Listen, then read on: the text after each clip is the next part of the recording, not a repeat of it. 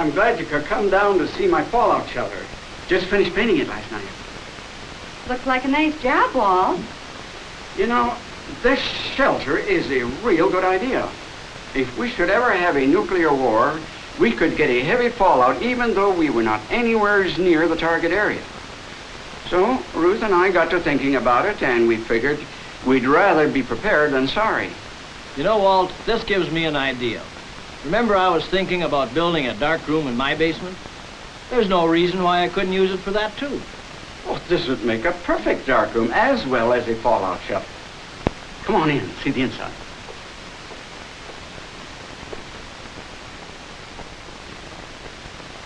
Hey, isn't this nice?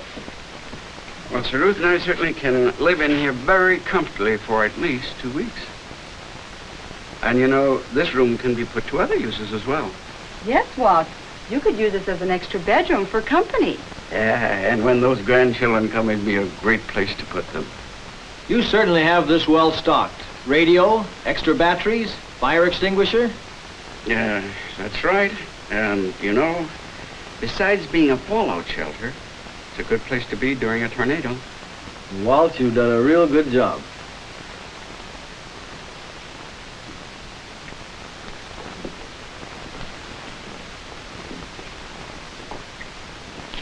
Walt, how long did it take you to build your shelter? Not so long. Oh, I spent a few evenings and a couple of weekends. It's really not so hard to build. Anybody who isn't all thumbs can do it. I'd like to know how you went about it. Wouldn't you, Helen? We'll listen. Go ahead, Walt. Well, here's a way anybody can do just what I have done. To begin with, the best way to build anything is the right way. So I got this bulletin. It's the official bulletin put out by the Office of Civil and Defense Mobilization, called the Family Fallout Shelter.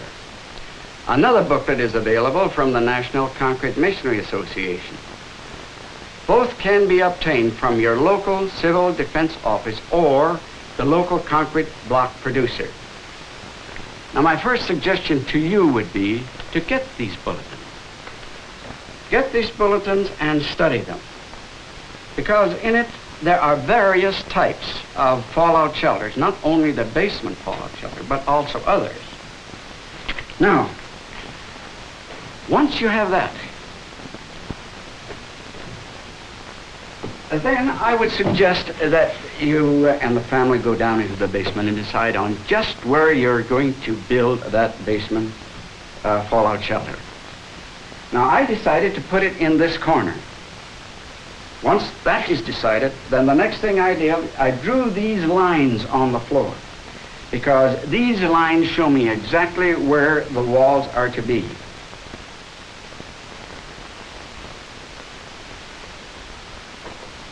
Before laying the blocks of the wall along these lines that I have laid out here, it's necessary that we check the floor to see whether it's level. You see, it may be higher on one end or the other. Make or get a straight edge. Now, a straight edge, we must have one edge absolutely straight. And the other edge must be parallel to this edge. That is, it must be just as wide all the way along. Now, this can be a 1x4 or a 1x6. Just so that it's perfectly straight and the sides parallel. Now, lay the straight edge along the place where you're going to have the wall. Now, if it should rock, that means that it's high in the center. Now, if it is high in the center, you really can't make a good check. So take two blocks. They must be of the same thickness, though. Put one under this end, and the other one under the other end. Now you can put your level on the straight edge any place along the way. Now, if it isn't level, that means that you have to raise up one end or the other end until it is perfectly level. Then you can see what the difference might be. Now, if that difference isn't too great, you can make up that difference with the first layer of mortar under the first course of concrete blocks.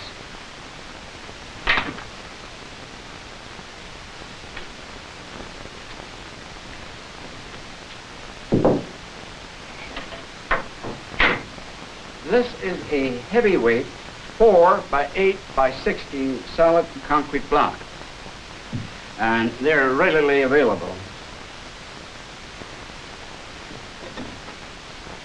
Thick, heavy walls and ceiling protect against radiation. The thicker, the better. Concrete blocks, therefore, are very well suited for this type of construction.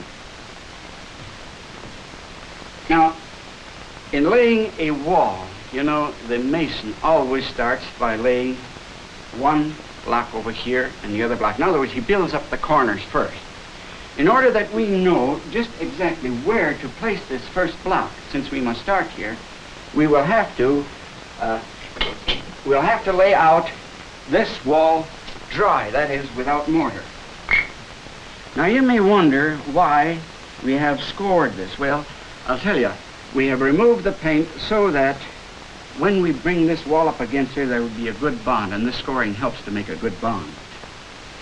You have to have a piece of wood that's 3/8 of an inch thick, because you see 3/8 is the exact thickness of the mortar joint between the blocks. Put the block down, put the board in there, take another block, put the board in between, but be careful when you slide it up that you don't bang it, because if you do, you know, you're going to move the block, and then by the time you get over there, you're going to be way out.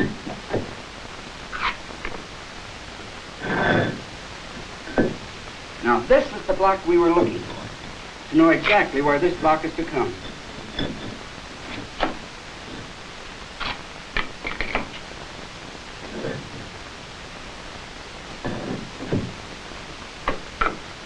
Now, when we laid out this wall, you'll notice that we are supposed to stop here. Why? Because we have a doorway coming in here. Now, this last portion of it is only a part of a block. Now, we laid the wall out so that we would have a half a block. That makes it simpler. You see, in laying a half a block here, the next block will be a full block. In other words, you see, we'll be breaking joint. That's the proper way to lay a wall. Now, if you have to cut a block, the thing to do is to square a line all the way around and then score it like I have scored it here. But in scoring it the first time, or maybe even the second time, be sure that you do it very lightly. Because if you hit too hard, you may find it'll crack the block in the wrong place. Now, if you wear glasses like I do, that may be all right. But if you don't, I would advise that you get some safety glasses or the goggles to wear, because when these particles spit out, you know, they may injure your eyes.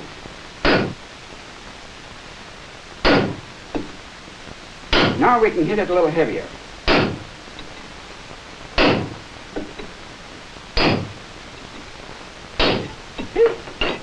See how nice that broke? Now we put this in here, and we should have the smooth side out, the rough side against the joint, and then we'll space it here. Now we're all ready. That completes our wall on this end. I'm using this story pole to mark the height of each course of the wall that we're going to build where it meets the main wall. Now, a story pole is a 1x2, and you notice I've drawn lines on here. Now, these lines represent the thickness of the mortar, the thickness of the block, mortar, block, and so on all the way up. In preparing the mortar to lay the blocks, I'm using a prepared mortar mix. It has everything in it, including the sand. You notice I have a nice little mortar box, which is very easy to make, but you can also mix it in the wheelbarrow.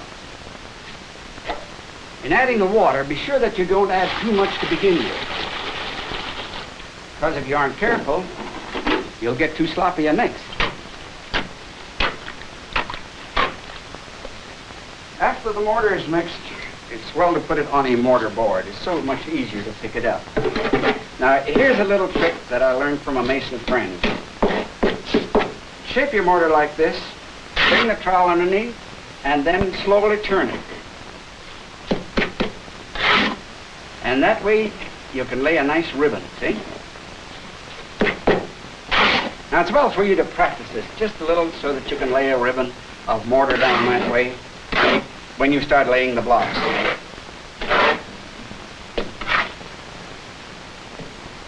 first block we want to lay would be the one in the corner. So we must lay these aside.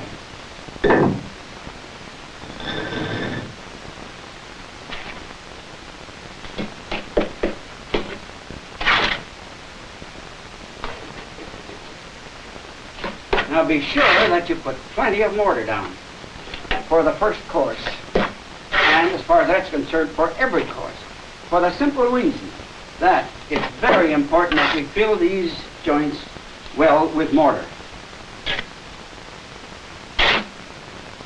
And you lay the block right on top. You notice this line extending over here, this line extending there. Now I can't see the line here, but I made this extension so I can line up my block. And you see I settle it down and squeeze out the mortar. Be sure to make a full mortar joint for every course so that the wall will be as dense as possible to protect you from radiation.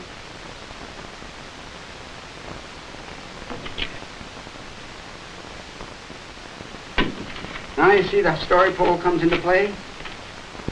Now it's still a little high, and I can lower it with a trowel, and I level it with a level. Now it's still a little high out here. Now try and get this first one perfectly level.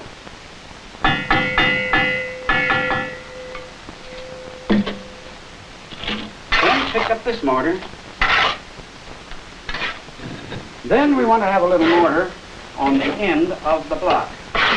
Because again here, we want to be sure that we get a full mortar joint. Now, sort of squeeze it down a little. Otherwise it's apt to drop when we set it down. Now, set this block about an inch away from this other block. Settle it down a little and then push. See, by pushing it this way, you're filling that joint. Now let's get it down to where we want it. See, with all this mortar oozing out, we're sure to get a nice, tight, well-filled joint.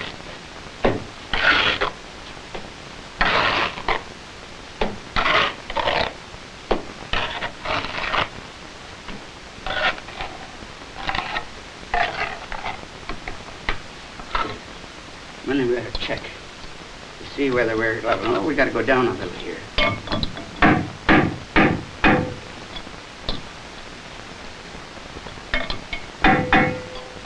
Also check it this way. See that we're in line all the way along. And of course watch this line. See again, that line is ahead of our block so that we know just where we should lay the block in order that it's in the line. Now we have to squeeze this a little more so we can bring that right up to the 3/8 inch joint. Now our next block will be on the corner. See, that will then bridge over this joint here.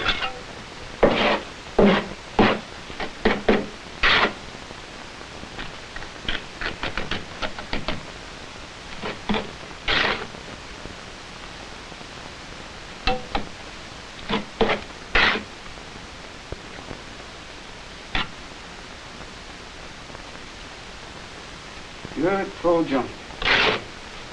And we'll take this block, lay it on here very carefully. And here's where we're going to use that story point. Bringing it down to the line.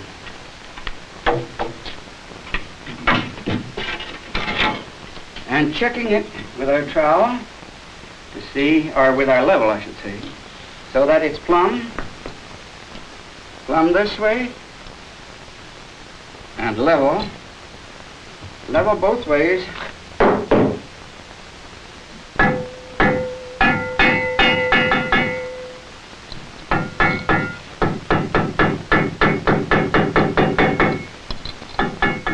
With this block laid in position in a full bed of mortar, tight against the basement wall and along the line that we have laid out, we're now ready to complete this first course. But first we should put up a line. Now this line serves two purposes. One purpose is to keep the blocks in straight line, also to keep it of the same height, that is level.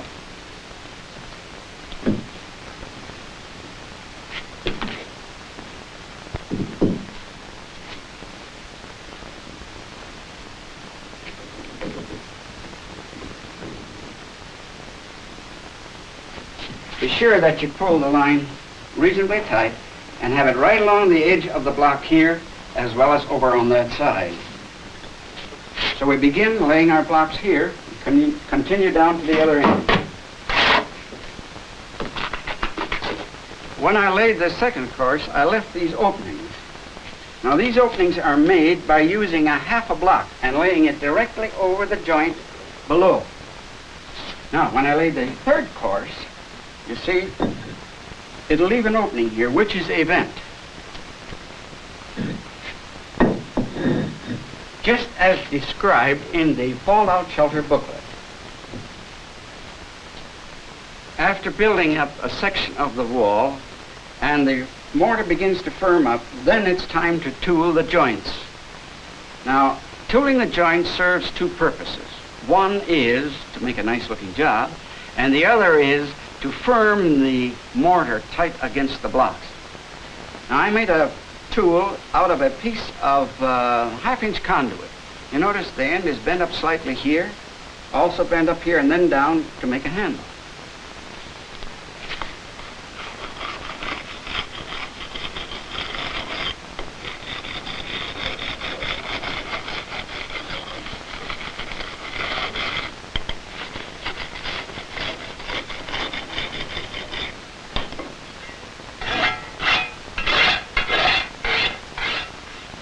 Since we need protection from radiation from overhead as well as from the sides, I'm now going to build the supports for the ceiling of the shelter. Now the ceiling is supported by joists, and these joists in turn are supported by posts bolted to the wall. I have already drawn lines around the wall to show exactly what the height of these posts would be. Now you will notice that the line on this side is about 4 inches lower than on the side. In other words, we're going to have a 4x4 beam over the top of these posts, but we will not need it on this side. Since this is a hollow concrete block wall, I'm going to use a toggle bolt. The post should be divided along this wall, the spacing of the post, and I'm going to put one bolt about here and another one about here. Then I'm going to bore holes for the bolt.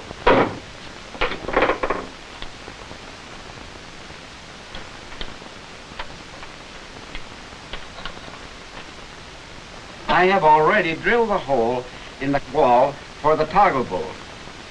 To locate that hole, you put the bolt through the post. Set the post in the exact location where you want the hole. And then tap it lightly. Not too hard because it may spoil the threads on the bolt. Then you use the star drill to drill a hole through and possibly open it up a little, large enough for the toggle to pass through. Put the toggle onto the bolt and run the bolt just through the toggle, just so it comes out on the other side. Okay? Then you bring it in position, squeeze it together, and let it go through. Pull it back. Now before you tighten this, put the toggle into the bottom hole, same way. And then you start tightening this up. Pulling the post back just a little so that the wings back there won't flip around. Now that I have all the posts securely in place, I'll place this beam on top of these posts. It will support the joist on this end, and the shelter wall will support the joist on the other end.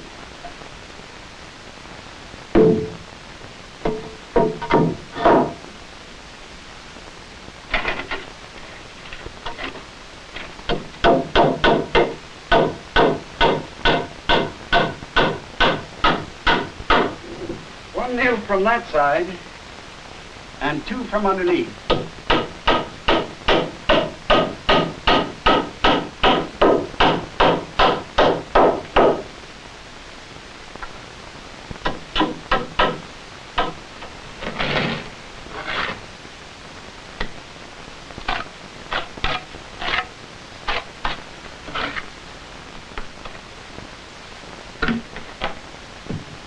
Don't forget to make a shove joint so that you have a full joint of mortar.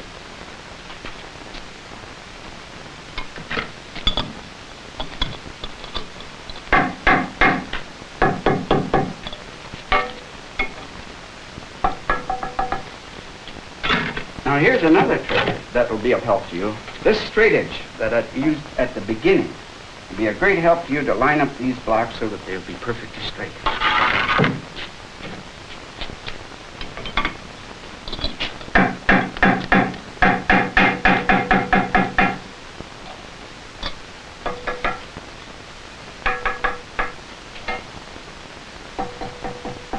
I'm getting along real well with my fallout shelter walls. But if you feel that you need some help, why don't you get a mason to assist you? I'm in the process of putting up the joists, and it's necessary to put bracing between the joists to keep them from tipping.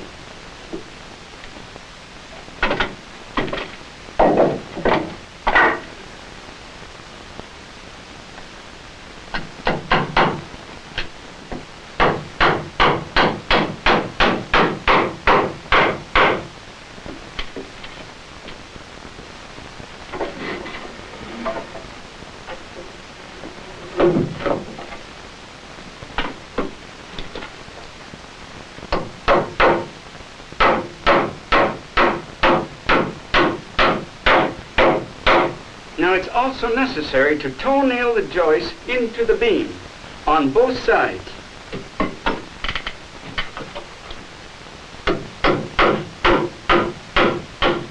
Now that the ceiling joists are in place, I can put up the ceiling boards.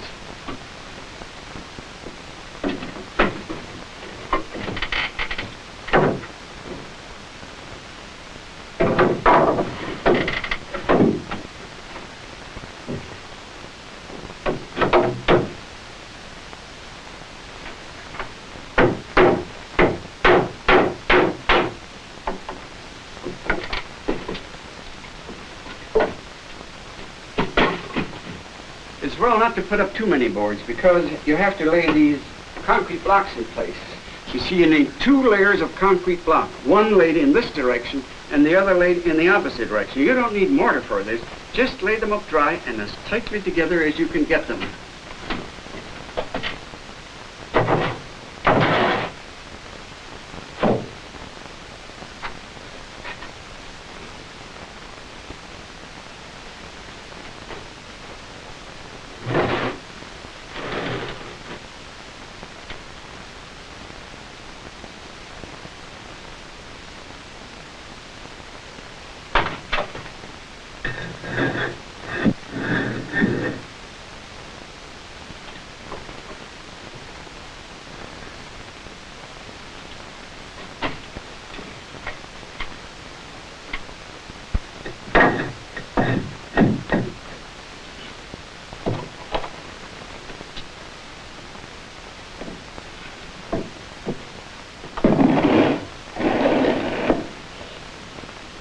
Before completing the walls, it's necessary to lay all of the ceiling blocks. Otherwise, afterwards, you wouldn't be able to get in.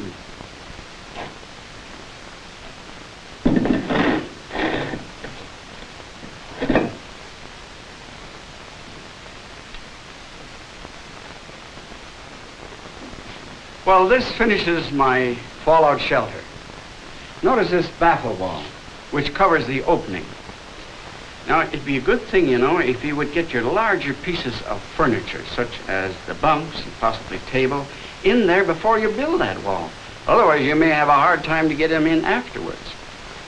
Now, you don't really have to paint the walls, but my wife thought it would be nice if I did. So maybe I'd better get busy and finish it right now.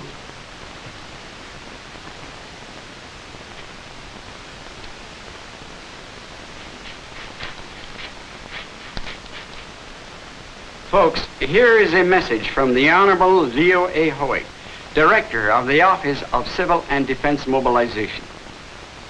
You've just seen how Walt has built a family fallout shelter in his own home. I have a shelter in my home. It offers my family good protection in case of a nuclear attack. It also serves a dual purpose, a spare bedroom. We know from tests and from study and from research that the single best action for the protection of the greatest number of people in case of a nuclear attack is a family fallout shelter. May I therefore urge that you build a shelter in your home. By doing so, you not only protect your family, but also you contribute to the nation's security. You add to another strong deterrent to war.